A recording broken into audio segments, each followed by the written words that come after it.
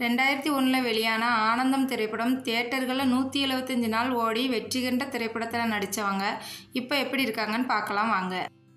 மூத்த அண்ணனாக திருப்பதி சாமி கேரக்டரில் நடிகர் மம்முட்டி அவர்கள்.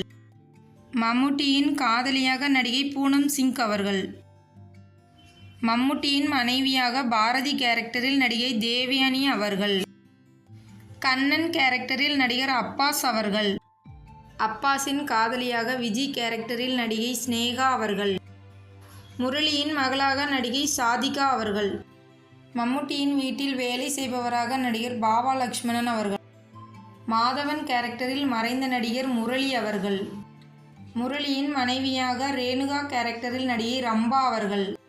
சூர்யாவாக நடிகர் ஷியாம் கணேஷ் அவர்கள். ரங்கநாயகியாக ஸ்ரீவித்யா அவர்கள். ஸ்னேகாவின் அப்பாவாக நடிகர் விஜயகுமார் அவர்கள். கங்காதரனாக நடிகர் டெல்லி கணேஷ் அவர்கள். ரம்பாவின் தம்பியாக நடிகர் சசிகுமார் அவர்கள். வீடியோ பிடிச்சிருந்தா மறக்காம லைக் பண்ணுங்க, சப்ஸ்கிரைப் பண்ணிருங்க.